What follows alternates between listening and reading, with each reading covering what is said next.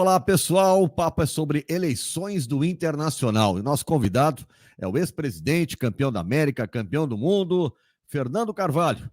Tudo bem, presidente? Obrigado pela presença aqui no canal. Nando, boa noite. Prazer estar em contato contigo, com os teus seguidores. É sempre bom te reencontrar. Das antigas, amigo antigo, É né? verdade. Crítico antigo, com quem eu tive ótima convivência, né? É da vida, né? O futebol te traz, às vezes, divergências de ideias, às vezes ações mal praticadas pelo dirigente, o repórter tem que criticar, e a gente tem que assimilar e ter boa relação. E nós sempre, felizmente, tivemos ótima relação. Até porque estamos falando de alguém que, se a gente for botar na balança, não dá nem graça, né? Entre acertos e erros. Mas, presidente, tem uma eleição sábado agora no Internacional, dois candidatos, Roberto Melo e Alessandro Barcelos. O senhor já definiu, já falou publicamente, e eu só queria que o senhor justificasse aqui por que o seu voto é em Roberto Melo. Bom, Nando, tu és testemunha, né, em vários momentos que a gente conversou nesses últimos 3 anos de gestão do presidente Barcelos, eu em nenhum momento me manifestei, né, contra o Barcelos, contra a sua gestão, contra atos de gestão que eventualmente não tenham dado certo. Eu não costumo fazer isso, acho que os ex-dirigentes não... Respeito quem faz, né, não é o meu caso, eu não faço isso. Então, a minha manifestação aqui em favor do Roberto Melo, meu candidato, a quem eu já declarei voto, ela será no sentido de salientar as suas virtudes. Em nenhum momento eu quero aqui desfazer do adversário, desfazer do Alessandro Barcelos, que é o atual presidente internacional. Então, quero deixar bem claro isso no início da nossa fala, né, porque eu sou uma das pessoas que apregou que nós temos que ter pacificação no clube. E pacificação é isso, né? É ser crítico respeitando as posições, é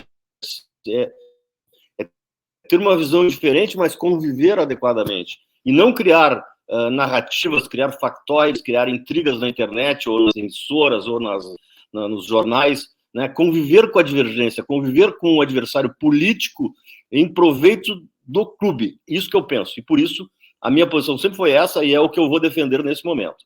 Então, vamos para a minha posição em relação ao Roberto Melo.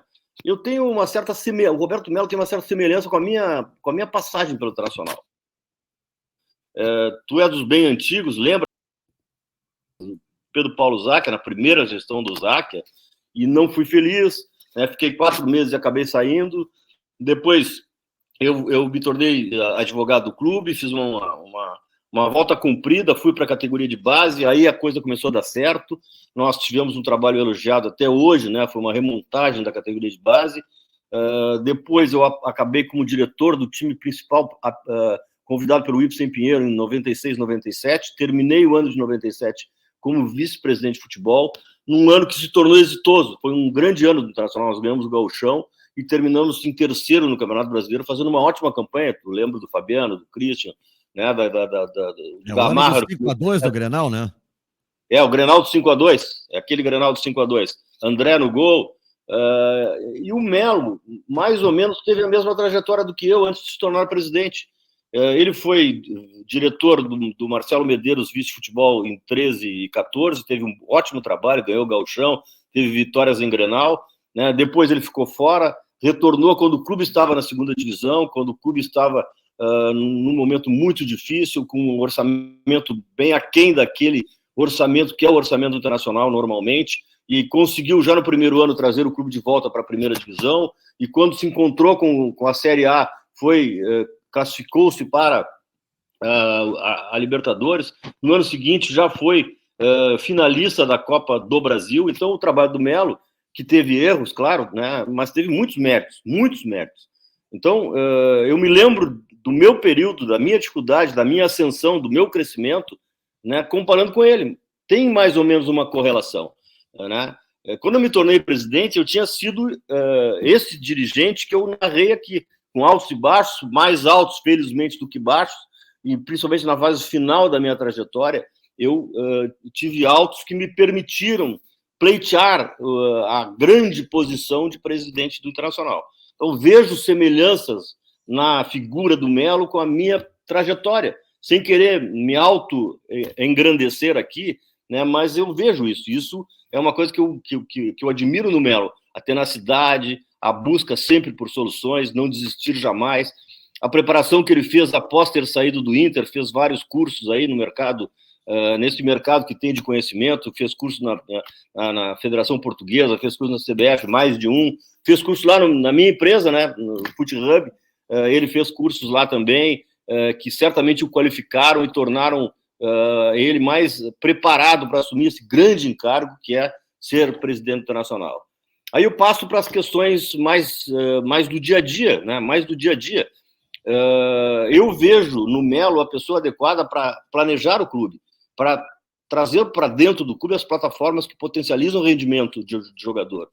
Eu sou daquelas pessoas, e já conversamos várias vezes, eu acredito muito mais em ter estrutura para potencializar o rendimento de atleta do que contratações de grande valor, de grande volume, que são necessárias, que são adequadas muitas vezes. Mas se tu não tiver forma de trazer o teu jogador, né, que custou pouco, que se alimentou mal, que vem de um clube que não tem estrutura, se tu não tiver forma de fazer esse jogador crescer pessoalmente, fisicamente, nutricionalmente, dentro de uma estrutura, tu vai acabar te limitando a ter só 2 ou 3 craques que tu vai buscar no mercado. Então, eu tenho certeza que o Melo vai ter condições de fazer isso, porque ele pensa isso, ele pensa assim, ele pensa de acordo com essa condição. O segundo ponto que eu vejo é a categoria de base. A categoria de base internacional nos últimos anos não tem revelado atletas, né, por uma razão ou por outra que eu não vou aqui comentar, né. Acho que o principal fator, isso não decorre da gestão atual, decorre de gestões anteriores, né, foi no momento que o Beira-Rio se tornou maravilhoso, lindo, né, o maior estádio, o estádio mais lindo do Brasil, ele perdeu o fato de que os jovens do Internacional foram para Alvorada e não tem a convivência próxima aqui do CT do time de cima. Então, o Roberto Melo vai trazer para cá, para o CT do time de cima, do time profissional ou do time de competição do Internacional, ele vai trazer os meninos sub-20. Isso já vai ser uma grande vantagem. Essa convivência certamente vai gerar frutos, vai gerar novos craques, vai gerar novos jogadores.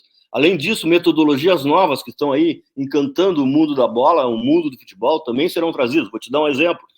Eu nunca acreditei nisso e hoje passo a acreditar, né, de algum tempo para cá, a iniciação no futebol de salão. Os clubes que mais revelam atletas hoje, né, são Corinthians, Santos, Palmeiras. O Flamengo sempre revelou, embora não utilize essa estratégia, né? O Atlético Paranaense também já está utilizar o salão como metodologia de iniciação, não o atleta do salão jogar nas equipes de base desses clubes, mas ter dentro do clube uma metodologia propícia para trazer o atleta, né, para desenvolver o seu potencial no salão e depois passar a trabalhar no campo.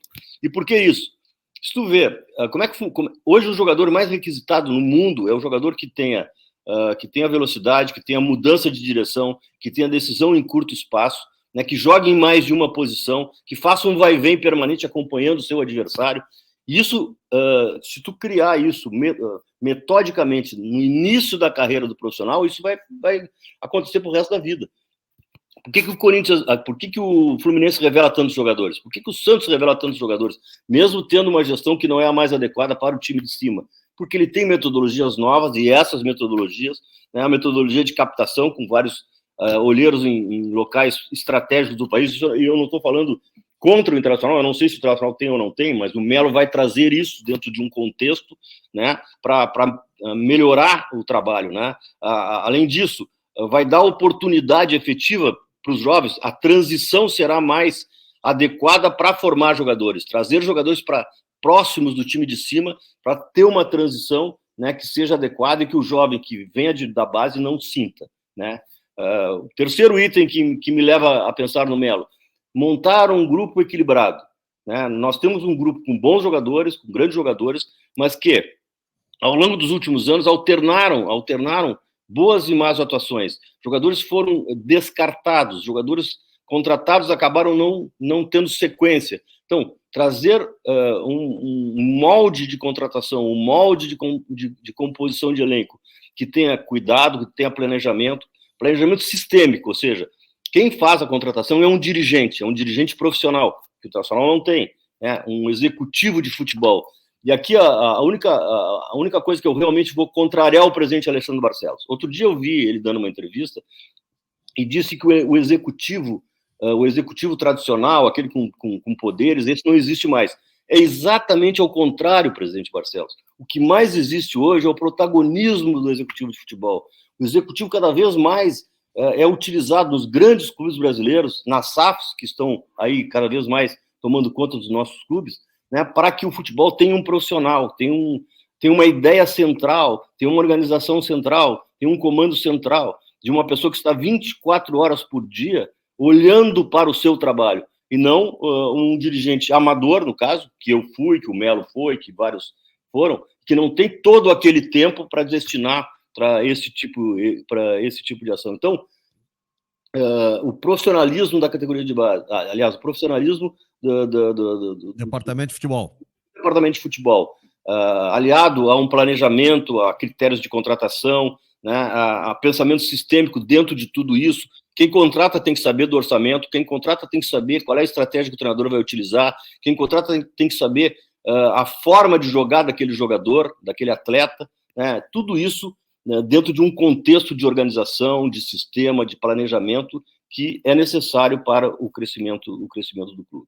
Presidente, bom, não, pode concluir. Eu ia fazer uma outra questão, mas eu ia perguntar sobre a ideia do Melo, pode até responder e depois seguir falando isso, a ideia do Melo na manutenção do atual treinador Eduardo Cudê.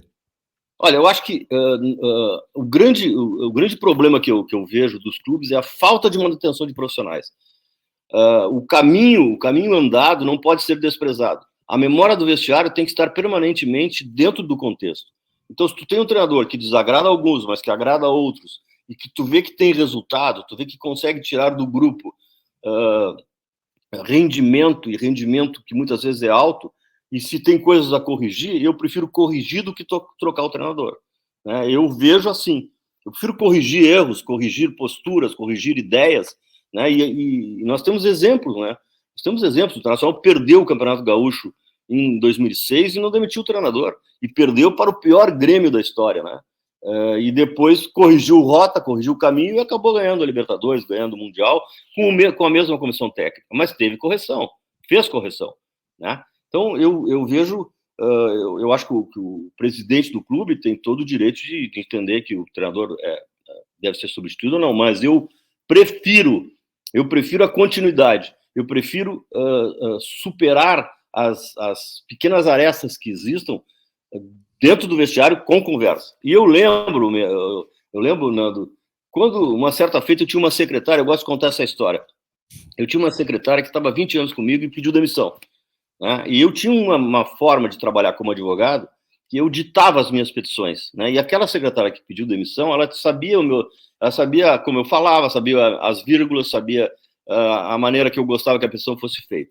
Aí eu comecei a procurar uma substituta, aí na segunda semana eu demiti a primeira que foi chamada, e quando eu estava na quinta secretária, eu decidi, bom, agora eu vou ensinar uma para fazer igual a primeira, aquela que foi embora. Foi da quinta? Na quinta, né? E aí, depois de 3, 4 meses, ela foi ensinada e trabalhou mais 15 anos comigo, essa quinta secretária. Então, futebol é a mesma coisa. Muitas vezes a pessoa demora para se ambientar. Lembro agora o episódio Filipão. O Filipão perdeu 10 jogos, né? E o Rodrigo Caetano, que é o executivo de futebol que comanda o Atlético Mineiro, não demitiu o Filipão. Né? Por quê? Porque o Filipão mostrava trabalho, tinha que se adaptar a uma realidade nova, com jogadores novos, jogadores acostumados a jogar num sistema, o Filipão tem o seu sistema, até que a coisa, né, acabou se acertando e acabou o Atlético Mineiro é o clube com mais rendimento no segundo turno. Então, concluo a questão treinador para dizer que eu acho que o Cudê é uma ótima alternativa e que, se o presidente eleito, né, assim entender, que permaneça com ele. Eu tinha uma listinha aqui para não perder. Então, vou seguir. A questão da mulher no futebol. Hoje nós temos aí 30%, 40% dos aficionados do futebol que estão no Beira-Rio, que vão aos jogos no Brasil inteiro, são mulheres.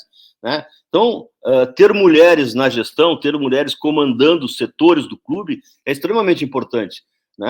Até para trazer mais sócios, para ter essa interação, né, com o lado feminino da torcida internacional. E a chapa do Melo é a única que tem, né? A Luciana, que é uma candidata no Conselho de Gestão. Eu sei que tem a Luciane Lanção lá, que é uma colorada, que será chamada, né, ela é especialista em shopping center, em área de marketing, em área comercial, sei que ela será chamada para ajudar, então teremos a vice-presidência da mulher, e isso também é um fator que eu vejo como muito positivo para o crescimento global do internacional, afora já dar continuidade na priorização que a atual gestão está fazendo na questão do futebol feminino. E para não me alongar muito, Nando, a questão, claro, os torcedores gostam de ouvir contratações e tal, não é o meu feitio, eu acho que tem que fazer contratações, acho que o mercado está aí para ser observado, né? Acho que nós temos lá o CAPA tem que ser utilizado como ferramenta e não como órgão de decisão, e como ferramenta trazer subsídios para os que decidem, para que os que comandam, para os que executam, tomarem as suas decisões da melhor maneira, né? Um executivo de futebol, um gerente de futebol, pessoas que tenham condição, né, pela vivência de mercado, fazerem as melhores opções. Mas eu concluo aqui a minha justificativa para dizer que uma coisa extremamente importante é que haja uma integração entre torcida, entre elenco, entre comissão técnica e dirigentes. O elenco de futebol, os profissionais de futebol, treinador e demais integrantes de comissão técnica, têm que ser blindados. O que se viu nos últimos tempos é um desgaste nas redes sociais por pessoas, né, que muitas vezes elogiavam o presidente, e criticavam o Edenilson, criticavam o Mano Menezes. Eles trucidaram o Mano Menezes, eles trucidaram o Edenilson, eles trucidaram o Cuesta, né? O Patrick, jogadores que poderiam ter ainda uma vida útil em favor do clube, acabaram saindo daqui trucidados pelas redes sociais, porque não houve defesa. Não houve defesa por parte dos dirigentes do Internacional. E aí é uma outra crítica que eu faço, clara, né? Porque até já falei com o próprio presidente sobre isso. Então, blindar o vestiário, defender o ambiente, né? Para que haja confiança. O rendimento vem da confiança que os atletas têm na direção, tem no líder. O líder tem que defender os seus liderados. Se o líder colocar a cada resultado negativo a culpa nos liderados, não dá certo, e aí tu acaba não ganhando. E quem fica e que não é criticado, sabe que lá adiante vai ser ele. Então, essa relação de confiança é muito importante, né? E eu tenho certeza que o Melo, que tem experiência de vestiário, que já viveu situações difíceis, né, que tem pessoas assim, experientes perto dele, vai tratar disso e vai impedir, né, que jogadores sejam crucificados publicamente, como tem acontecido nos últimos anos. Enfim, esses são os motivos pelos quais eu votaria no Roberto Melo, e votarei no Roberto Melo no dia 9. Tá certo.